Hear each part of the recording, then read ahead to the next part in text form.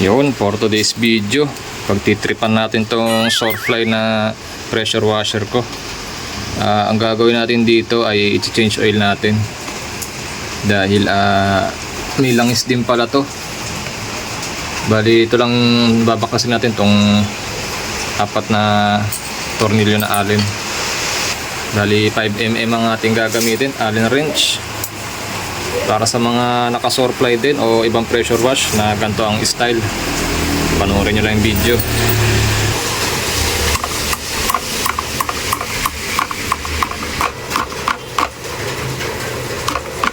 So ayan, after natin maluwagan yung tornilyo nya, ganito kahaba pala yung tornilyo nya, medyo pukpukin natin para matanggal. Yeah.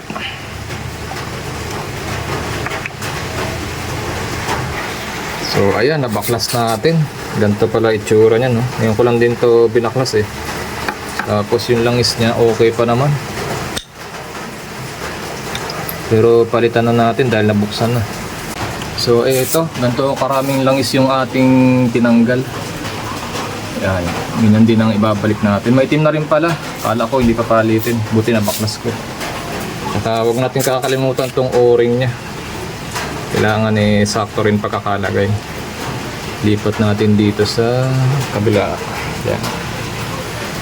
Tapos itong pagkakasunod-sunod nya. Yan. Alright. Lalagyan na natin ng langis. So ito ang gagamitin natin langis. Medyo malabnaw yung tinanggal natin, kaya papalit natin malabnaw din. Ito na pinakamalabnaw kay 5W30 ng Petron. Kung ano yung tinanggal, ganun din ang ibabalik natin. Yan, op. Yan, pwede na yan. Medyo nilinis na rin natin itong mga ano yan, na nasa loob yan. Sasali na natin yung ating ilalagay na bagong langis. Huwag masyadong puno, baka umapaw naman. Steel pa rin loob ditong Surefly, oh. Matibay din yung mga bearing niya, tsaka yung ano niya, tawag dito, mechanical steel.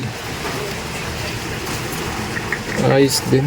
Mura ko lang to nabili, parang 1.5 lang yata o 2.5, basta mga ganong presyo.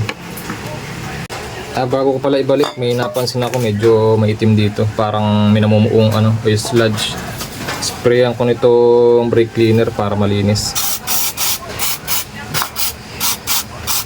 Yan ang itim, oh. Yan, para isang baklasan lang. Oh. Diba?